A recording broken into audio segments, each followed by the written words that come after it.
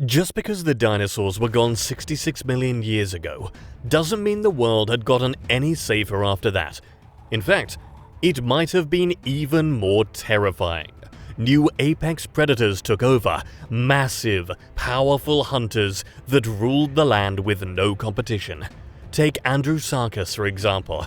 Picture a wolf but supersized, like really supersized. This thing had a skull over 3 feet long and jaws built for crushing bone. It was one of the largest land predators of its time, and trust me, it wasn't hunting alone. The Cenozoic was packed with some of the most fearsome predators to ever walk the earth, and they made sure nothing was safe.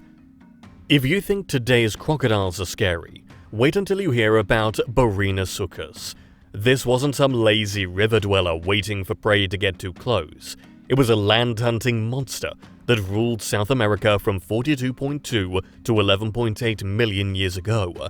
And when I say monster, I mean it. This thing stretched up to 9.8 meters or 32 feet long.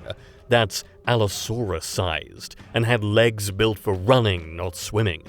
It was the largest land predator of its time, and trust me, you would not have wanted to cross its path. Barinasuchus gets its name from Barinas, Venezuela, where one of its fossils was found. And while we don't have a ton of fossil evidence, just 3 partial skulls, what we do know is enough to paint a terrifying picture.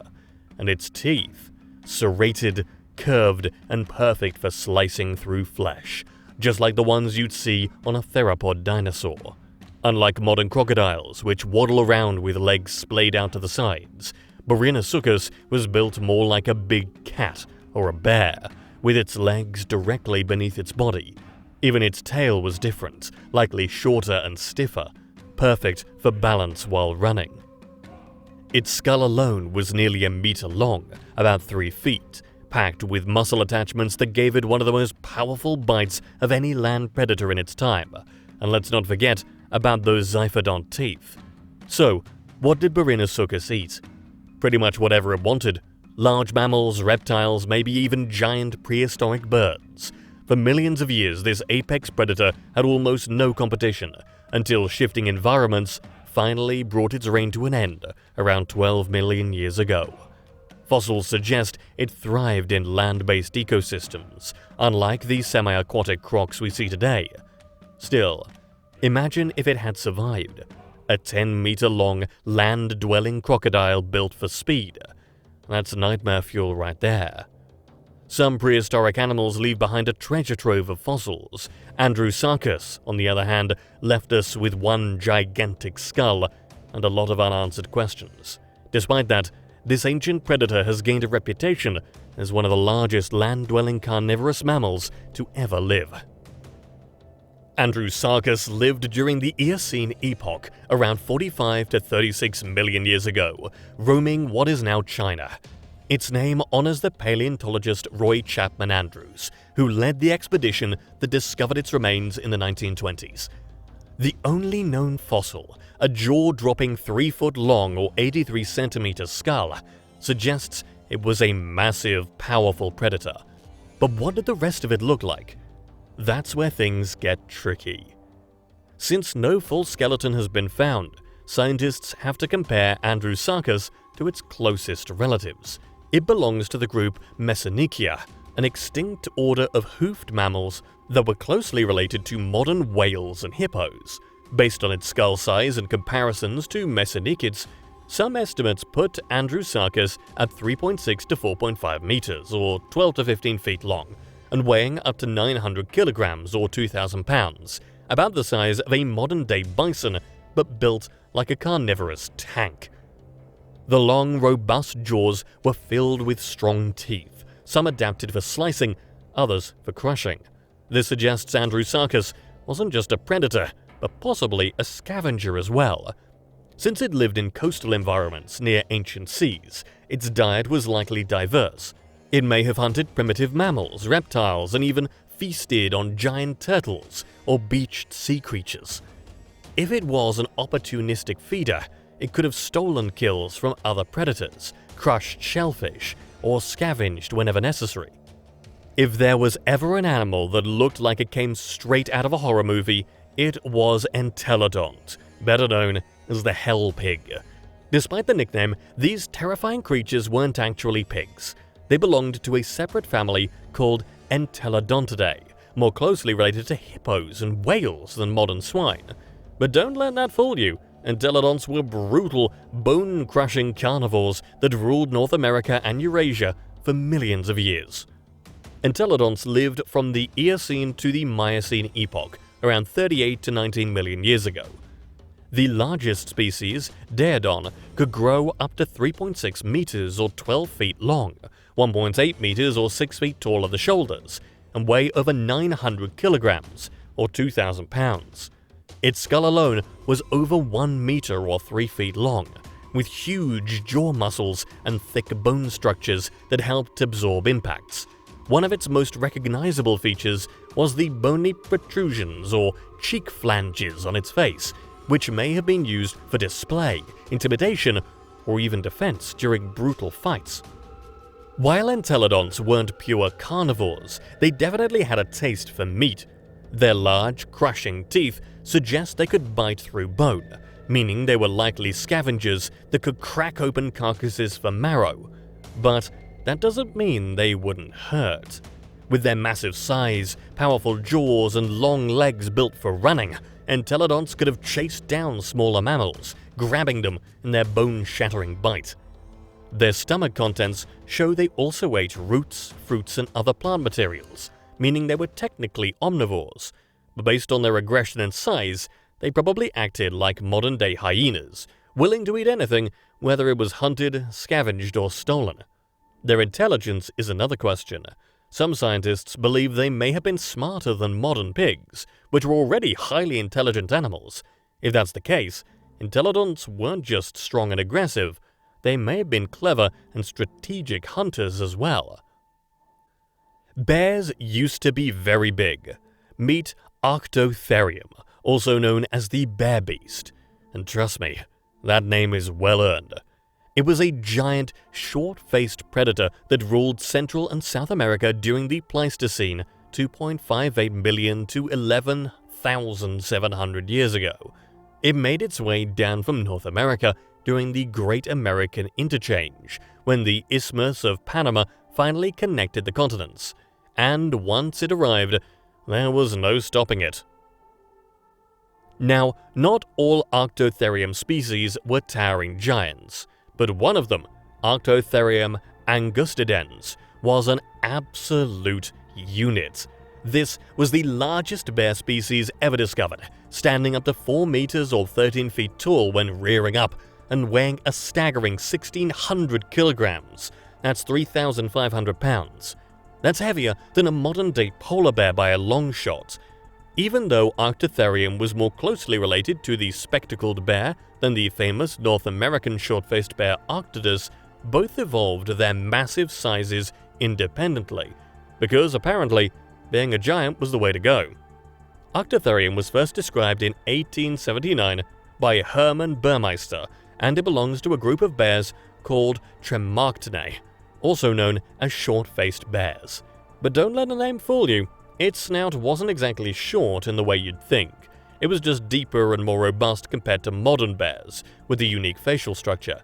And if you really want to tell different species apart, the key is in the teeth. While the upper canines were pretty similar across species, the lower canines varied, with some species sporting 2 enamel ridges, while others had 3. A small detail, but an important one for paleontologists. Arctotherium wasn't picky about where it lived. It thrived in open landscapes and mixed environments, showing just how adaptable it was. And get this, some scientists believe it might have been semi-arboreal at times. Yep, a bear this big potentially climbing trees or using its strong forelimbs for digging.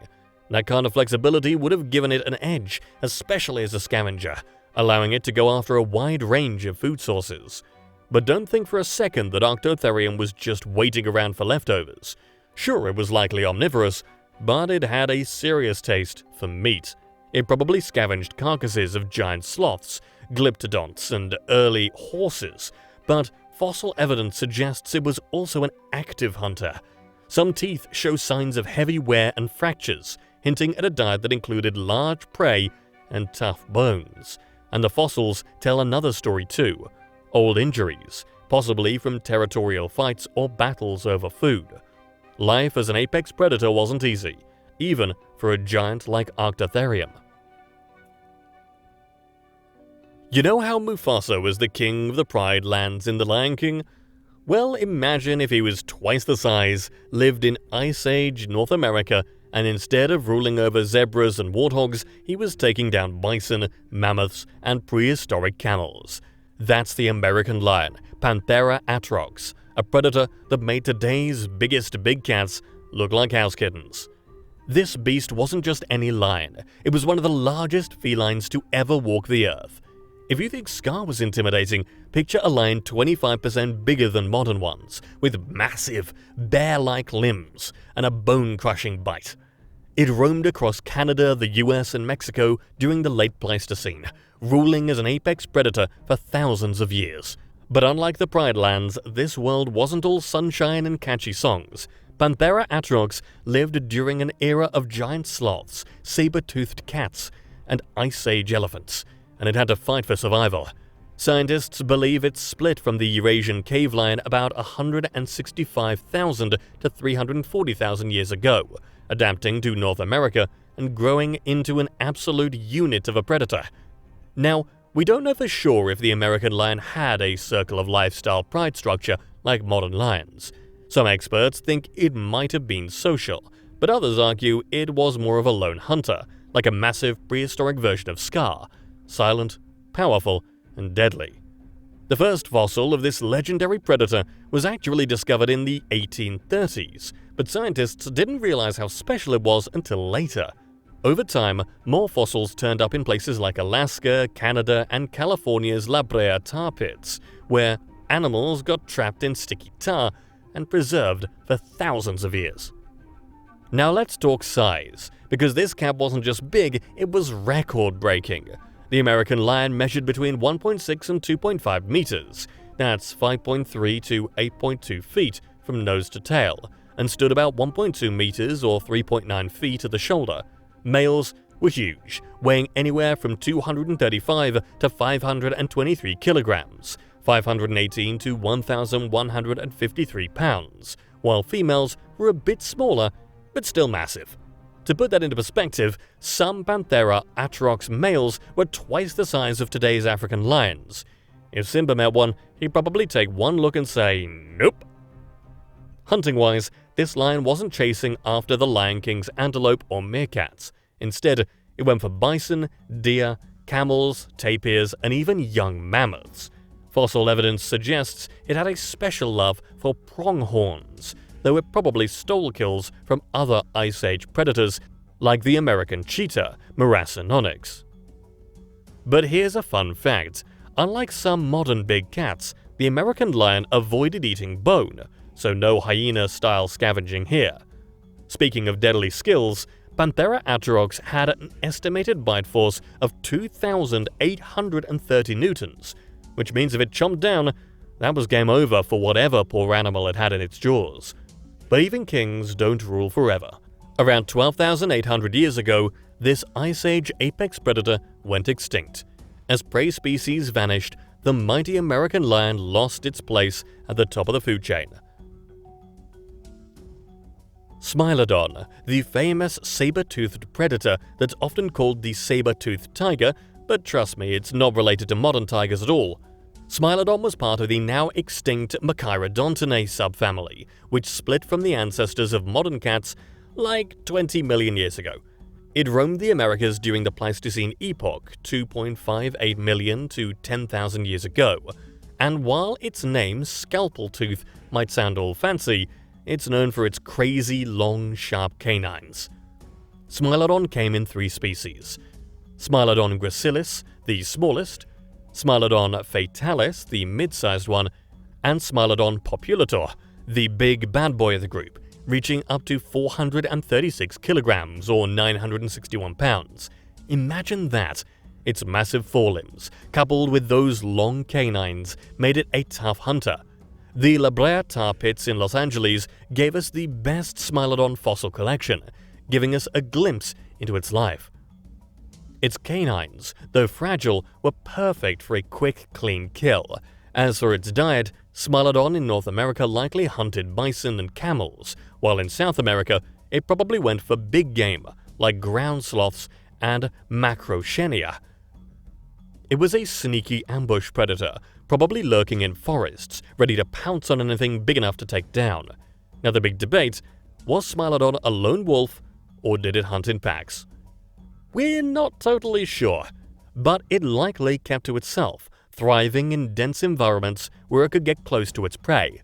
Unfortunately, around 13,000 years ago Smilodon went extinct, possibly because of climate changes, habitat loss, and human hunting.